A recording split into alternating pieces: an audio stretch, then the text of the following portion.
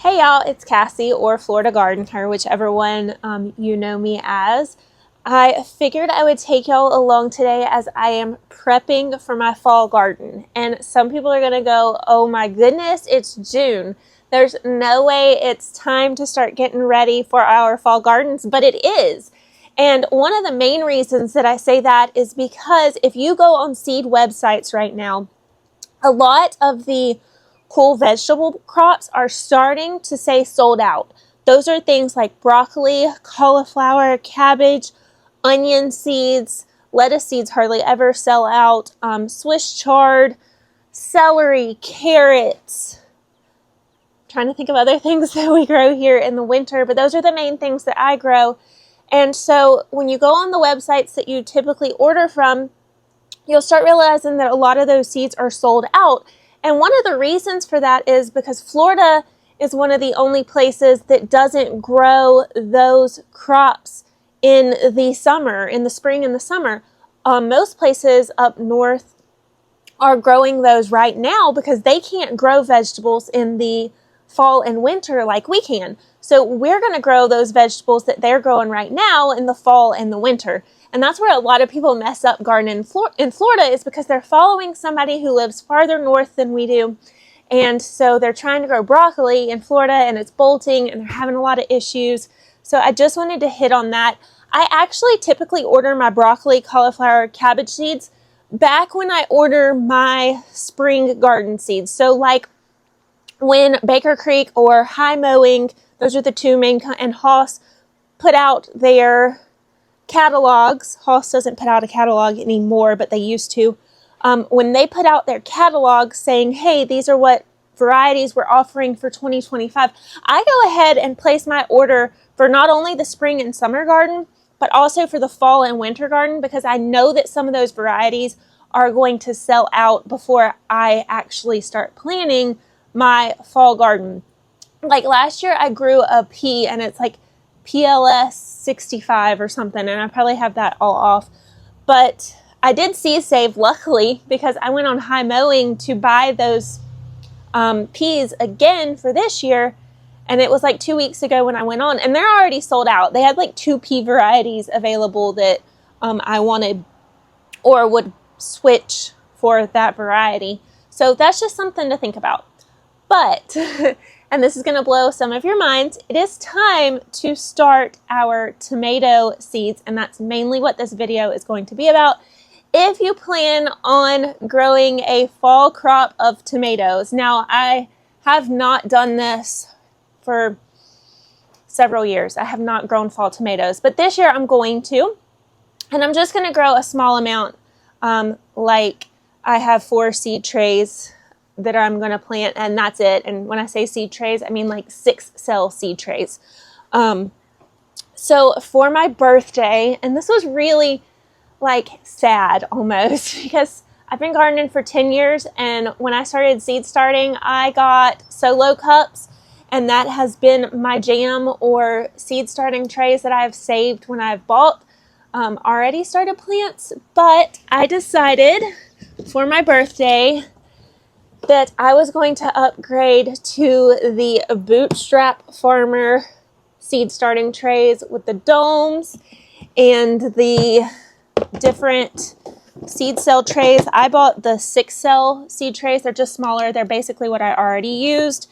And then these are the 3-inch pots. I'm going to go back and buy, I think they're 5-inch pots. They're 5 or 6, the bigger pots of these as well. So it's something gardener package, and I'll link it below, that I bought, and I bought all the funky colored ones. But I did not throw away the solo cups that I had previously used. I donated them to a friend who is just starting.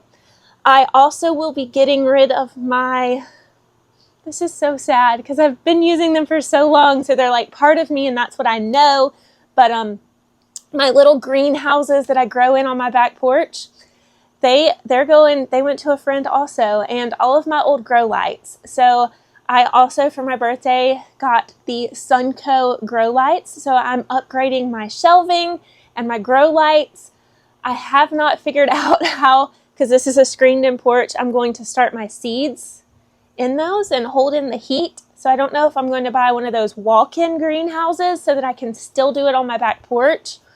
Yeah, I haven't gotten that far yet. So, but yeah, I'm pretty excited about transitioning. I want to try, before I show you my setup, I want to try it this year, see how it's going to work.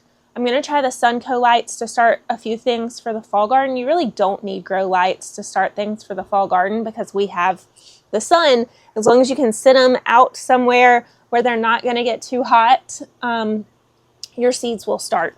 So, one thing when you are starting your fall seeds, which is what this video is about, not all the mess that I just told you, but I just wanted to touch on that in case everybody sees that my solo cups are gone. The shelf got bumped several times last year and just really random things happened. The solo cups tump over easy. Like I've told you in the tomato garden, there's like some that had no tags, and that's because the shelf got bumped. And so I just decided it was time, as much as I grow and as many seeds as I start, it was time for me to invest more into my seed starting area. So that's basically why I did it. Not because it didn't work, not because it wouldn't continue to work, but it was just time. It was time for me to make that investment. So we are talking about starting our fall tomatoes. So if you grew indeterminate varieties, those varieties are going to continue to grow until that first frost date, as long as they don't get diseased. They may quit producing blooms in the heat of the summer, but as it starts to cool off again toward the end of the summer into fall, those indeterminate varieties will start producing and setting fruit again until, like I said, we get our first frost, unless you live further down south than I do, where there is no frost. So I Googled today to figure out when my first frost date is, because that is very important. And our first frost date this year is going to be November the 15th. If you do not know when your first frost date is, just simply Google your area code, first frost date, and it pops up. So mine is November 15th. That is 159 days from now. So my goal is always to put my fall tomatoes in like the first week of August. I mean, it depends on the rain and all that kind of stuff. So if I put my fall crop of tomatoes in August the 1st, August 1st to November 16th is 106 days of growing. So that's 106 days if the first frost is November the 15th, for those plants to set fruit and for us to get our harvest off of them before the frost comes and those tomatoes are done.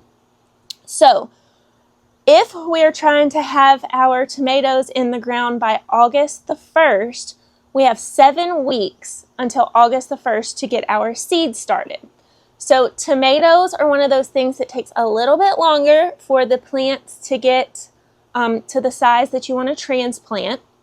And of course, the temperatures outside are hotter right now, so they're going to grow a little bit faster than they did in the winter when we were prepping for the spring garden.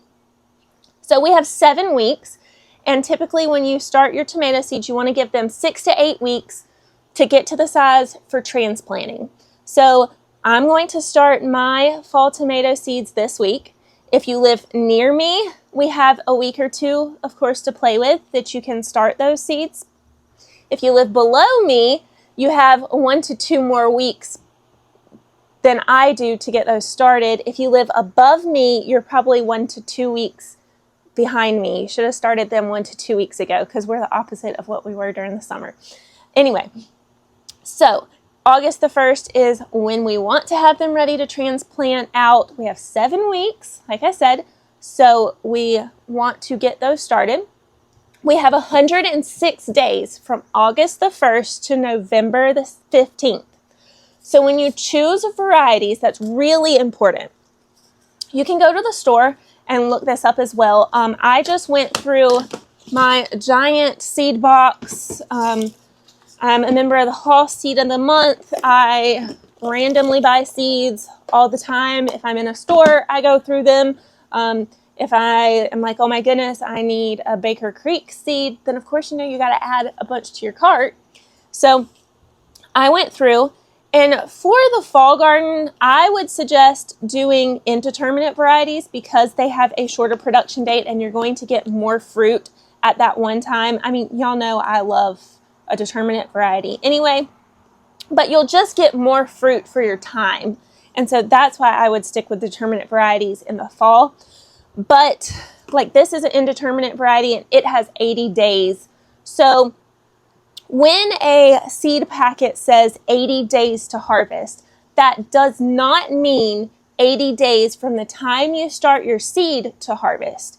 80 days to harvest means 80 days from the time you put your transplant out into your garden to harvest. So when I put my transplants out August the 1st, which is my goal, then my time starts for my 80 days to harvest. So August the 1st to November the 15th, which is our first frost date, that gives me 106 days to get my harvest.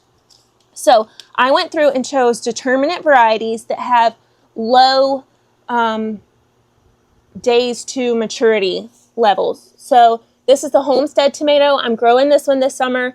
I'm not super impressed with it, but maybe in the fall it'll impress me more. So it has an 80 days to germination, or 80 days to harvest.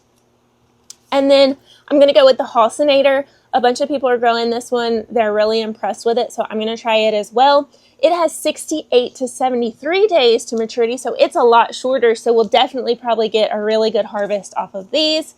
And then another one that I'm going to try is the Saucy Lady. She has 80 days to maturity. And then one that I've grown in the past, it's a smaller tomato, so just keep that in mind. They're 10-ounce tomatoes, so they do get kind of aggravating if you're trying to make diced tomatoes, so use them for things like sauces, ketchup, salsa, etc. So I'm going to do the Marglobe tomato. This one was developed for Florida, I think by the University of Florida, and it's a determinate variety as well, and they're heavy producers. I've grown that one for years and years. Really good smaller tomatoes. Like I said, that one's like a 10-ounce tomatoes that I've grown in the past that would work great for this is the Floridade, the Ace 55, the Marglobe, and I think that's about it. Those are the ones that I've grown in the past that I chose not to grow this year. Yeah. So if I get those started today, they're going to sprout, say 7 to 10 days, they're going to sprout. And then I'm going to keep them on my back porch, kind of shaded, but kind of in the sun.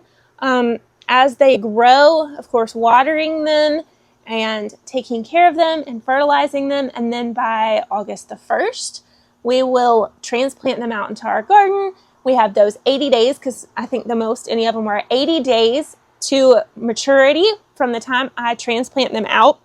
So I have a total of 106 days. So that gives me 26 extra days on top of the days to maturity for them to completely produce, turn nice, bright, and red, and get ready for us to harvest. So a lot of you have had questions about fall planting, and I hope that that helps.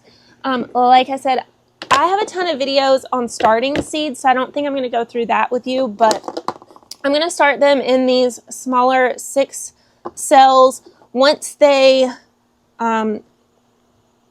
germinate and get a nice height and I start seeing the roots through these seed cells, I'll up pot them to this 3-inch, and then when they outgrow these 3 inches, I'll upgrade them to the 5-inch.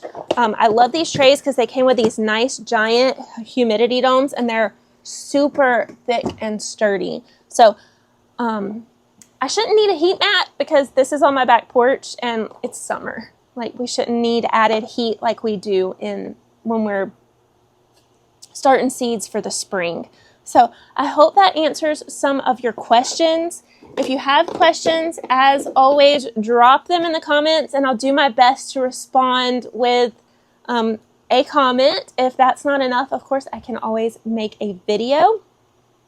Hopefully I made sense with everything that I said. Of course, If you are a homestead channel or a farm channel and you're watching this video, or a gardening channel and you're watching this video, drop a comment below. I would love to follow you back. I do follow back. I am not good at commenting or liking because I turn on YouTube on my TV when I am folding laundry, cleaning the house, etc. And I just watch all of the videos that are on my subscription all the way through. So I am a watcher, even though I'm not a commenter. I hope that y'all enjoyed everything that I had to talk about. I'll drop the links for the Bootstrap Farmer. I'll drop the Sunco Light link as well. I'm not sure if I'm going to like them because I've never used them, but hopefully they'll work. They look just like my Amazon ones, just they're big. And yeah, we'll test those out. And I'm excited to change my seed growing area this year. But let me know if you need help choosing tomato varieties or help mapping out when you need to start your seeds or anything else. And I hope y'all have a wonderful day.